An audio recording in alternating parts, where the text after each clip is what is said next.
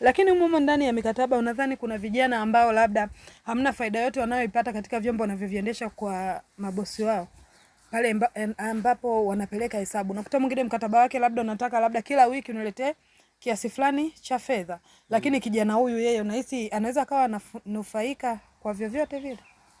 Kama yani mkataba au makubaliano ya pikipiki au bodaboda, ukishaingia kwenye ngo hiyo wake unaingia wewe unakuwa ni mfanyabiashara.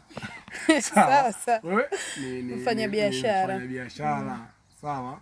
Kwa biashara, ukishaingia biashara nayo kuna watu watafanikiwa kufanikiwa kwa malengo yao na kuna wengine watafeli.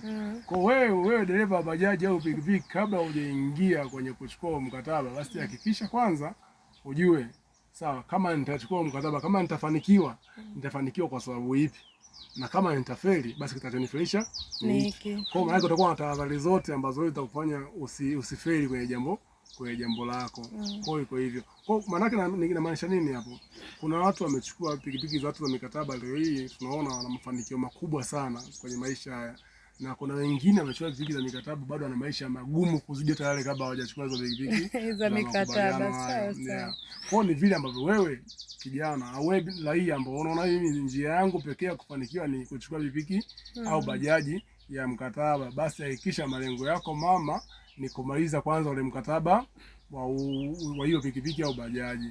Ukishamaliza hapo ndio utajiwekea malengo mengine. Lengo la mama, hakikisha unajinyima, unachukua protokoli zote, nidhamu zote za fedha ili kusudi umalize mkataba. Kwa sababu ndio tayari ndio bosi wako. Yaani bosi wako ni kile chombo ambacho unakitumikia kwa wakati. Sio yule ambaye umeingia naye makubaliano. Hapana. Ni ile pikipiki au bajaji ndio inakutuma pale ufanye kazi kwa bidii, ujitahidi, umalizane na hayo makubaliano ambayo mmekubaliana na hiyo aliyepotea kile chombo.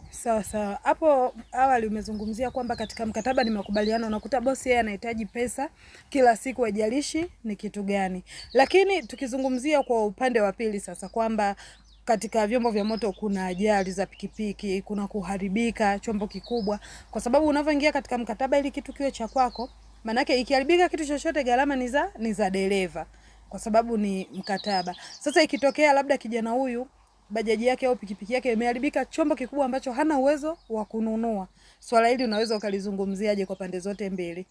Kuna changamoto nyingine ambayo naiona kwenye vyombo vya usafiri hivi kama bodaboda hizi au bajaji, walio wengi wamekuwa wazito kuvikatia bima vifaa vyao, sisi wao wenyewe madereva wazito sana kukatia bima vyombo vyao vya usafiri. Ndio maana ikitokea ajali wanakuwa wanapata hasara jumla.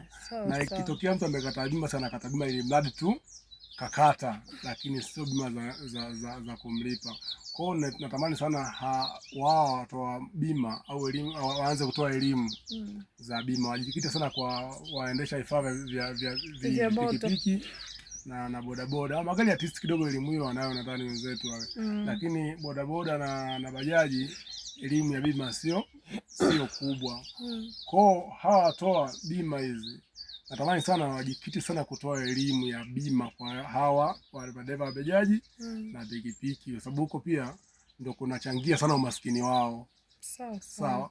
Na mtu anapata ajali pa pikipiki light off, yani haiwezi kufanya chochote pale. Anakuwa ni hasara ya jumla. Sawa. Sasa tuachane na huko. Tuende kwenye swali lako ambao inakuaje huyu alompa mtu mkataba, bosi alompa mtu mkataba dereva, na hivi kwa dereva inapopata chombo kimeharibika. Nimesema mara ya kwanza, unapokuwa mkataba upitie vizuri au makubaliano yapitie vizuri, sehemu yenye ukakasi, basi kataa kusaini wa mkataba au toa maoni yako. Bwana mimi nataka iwe hivi iwe vile. Nikupatile wakati tunaelekea mwisho wa kipindi hiki, lakini nikuulize swali kwamba katika mikataba hii ya pikipiki na bajaji, je, inakuwa ni msaada kwa vijana au inageuka kuwa mateso kwa upande wao?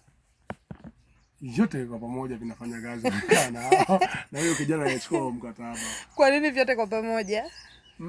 Cha kwanza, vijana wengi wanaochukua mkataba au mikataba hiyo hawana elimu ya biashara kabisa. Sawa. Chukua anajua ni kuendesha pikipiki tu ndo anachokijua. Sawa. Hasa unapoenda kuchukua chombo cha usafiri na mwisho wa siku ukawa unaingiza hela, kuna gharama za uendeshaji wa pikipiki, kuna gharama ya kununulia spare inapoharibika pikipiki hiyo, kuna gharama ya kununulia mafuta. Kwa maana yake ushaingia kwenye mchakato wa biashara. Ndio. Ukishaingia kwenye mchakato wa biashara, maana yake lazima uingie kwenye swala la nidhamu ya fedha. Sawa sawa. Sawa. Je, hawa vijana wanaenda kuchukua mkataba wana elimu hiyo? Kwa kama hawana elimu hiyo, tafsiri yake itawapa mateso na atafeli huyo kijana au huyo mtu anayechukua mkataba wa bajaji au pikipiki. Maana yake unakuta siku kaingiza shilingi 30,000 ndio siku ya kuponda mali. Sawa, kesa watu wanamkoma. Kufa kwaje? Kufa kwaje. Sawa. Sawa. Kwa sababu anajua tayari kaipata ya kwake, katoa shilingi 10,000 kamlipa bosi, kabaki na 20 anaiponda. Kesho asubuhi anatoka na hapa aenda sehemu fulani, pikipiki imeharibika, anakosa ile ya kutengenezea. Lakini hata hawa wanaotoa pikipiki za mikataba ambao pengine baadhi yao na hawana elimu ya biashara hizo, kwao wana tayari washampa mtu pikipiki. Tayari kuna wakati ana shida zake binafsi, anamwata akiwa pikipiki azisolve, huyu alimpa mkataba aisolve nje ya makubaliano wakati mwingine. Kwa hiyo kuna changamoto hiyo. Sasa kama mtu akipata elimu vizuri na akaifanya kwa jitihada kubwa, inamkwamua kwenye uchumi. Na mtu asiyepata elimu vizuri na anayefanya hadi kufanya tu, maana yake utaenda kumtesa huo mkataba wa makubaliano. Tunashangaa naishie njiani. Iko hivyo. Na mtazamaji wa Benako TV, na hivyo ndivyo tunaelekea mwisho wa kipindi hiki cha mchaka wa maisha, lakini mwisho kabisa ujumbe wako nikupatile kwa mabosi wanaowapa vijana mikataba, lakini pia pamoja na vijana wenyewe wanaochukua mkataba. Ujumbe wako kwao ni upi? Mimi ujumbe kwa hawa vijana wanaochukua mkataba wa pikipiki na bajaji, walio wengi kabisa wanakosa elimu ya hiyo mikataba. Kwa mtu anaenda kufanya makubaliano ambayo hana elimu nayo. Kwa hakikisha kama unaenda kuchukua mkataba au kufanya makubaliano ya kuchukua pikipiki au bajaji, basi hakikisha wewe kijana upate elimu kabla hata hujaenda. Au wakati unaenda kufanya makubaliano hayo uwe na mtu mwingine ambaye unaamini kabisa anakuzidi upeo wa kuelewa juu ya jambo unaenda kulikubali, ili kuepusha ukubwa wa madhara. Ndio katokea changamoto zipo, lakini tupunguze ukubwa wa changamoto ambazo tunaenda kukutana nazo. Sababu changamoto kubwa ukiangalia, ukisikia mtu anapokulalamikia, kuna mtu anapata changamoto hiyo bodaboda au bajaji na nini, ukiangalia kwa ukubwa, kabla hajabaye makubaliano yale, kuna namna ambavyo yeye alikosa elimu ya yale makubaliano. Kwa elimu kwanza kwa huyu dereva wa bajaji au pikipiki. Tukirudi kwa huyu bosi ambaye kimsingi naye pia ni muhusika mkubwa kwenye hili. Unajua bosi wakati mwingine anatakiwa afanye kila kitu kwa wastani. Kuna wakati anatakiwa atumie utu wake na busara zake, sawa, ili wafike sababu yale makubaliano au ile chombo chake ili kimlipe, lazima awe na mahusiano mazuri na ule anayetumikia huo mkataba au anatumikia hayo makubaliano. Kwa hiyo kuna wakati bosi ukinyosha sana sheria inavyotaka, kuna wakati unamuumiza huyu anayefanya ile kazi au kujiumiza mwenyewe. Kwa hiyo bosi ambaye kimsingi umempatia mtu pikipiki au bajaji kwa maana ya makubaliano ya kuletea marejesho ya kila siku au kila wiki, basi hakikisha katika kuzingatia makubaliano hayo, basi hakikisha unakuwa na busara, lakini ndio unakuwa mlezi wa yule ambaye uliyempatia kile kitu. Usiache kumpa elimu, usiache kumkumbusha sababu zilizomfanya yeye aje kuchukua kile chombo chako wewe. Iko hivyo. Lakini mwisho kabisa, japo sio kwa umuhimu, umezungumzia sana kwenye mkataba, ila kuna swala moja uligusia kwamba bosi anaweza akawa amekubaliana labda makubaliano yeye na dereva, lakini huwa tunaamini katika mkataba kwamba unapofanya mkataba kwamba dereva chake ni chombo, bosi ya kwake ni hela. Inakuwaje sasa bosi huyu anavyoona dereva mwingine katika kile chombo aamue kufanya unyang'anyi wa kile chombo kwa sababu tu ameona dereva mwingine anaendesha? Kwanza usalama wa kile chombo unawahusu watu wote wawili. Unamuhusu bosi ambaye kimsingi ametoa hela kununua kile chombo, na unamuhusu yule dereva ambaye amekubali kupewa kile chombo. Sawa. Nimeeleza elimu ya mkataba. Mkataba huu unasema vipi pale wakati mnasainiana? Pale mimi kitu gani napata hitilafu ya ugonjwa au na changamoto zangu, basi nitakuwa na haki ya kumpatia mtu mwingine afanye kazi kwa niaba yangu. Sawa? Sasa unakuta mtu hana elimu ya ule mkataba, amesaini mkataba, mimi ndio nitafanya peke yangu, mimi ni mimi tu. Sawa? Maanake bosi anapomwona chombo kile mtu mwingine tayari ana mashaka, huenda iki chombo kinaweza ameshauziwa mtu au pengine kinafanyika namna tofauti, au nina mashaka au bosi ana mashaka na yule aliyepewa mwingine, je, atakitunza hadi mwisho wa mkataba wake? Kwa ana react pale.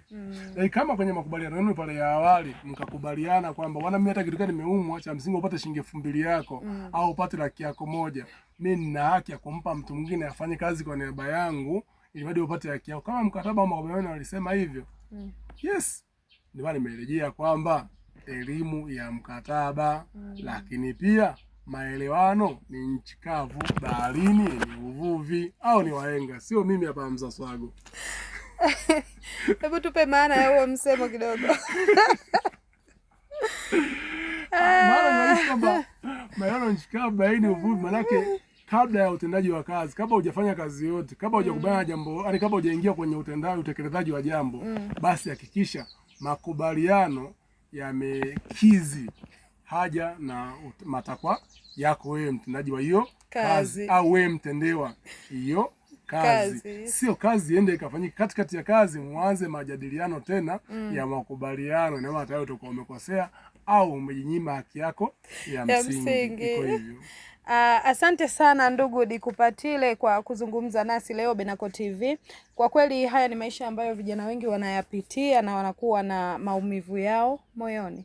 Naam, mtazamaji na mfuatiliaji wa Benako TV, na hivyo ndivyo tumemaliza, na huo ndio ulikuwa mjadala wetu wa leo. Je, wewe kwa upande wako unaonaje?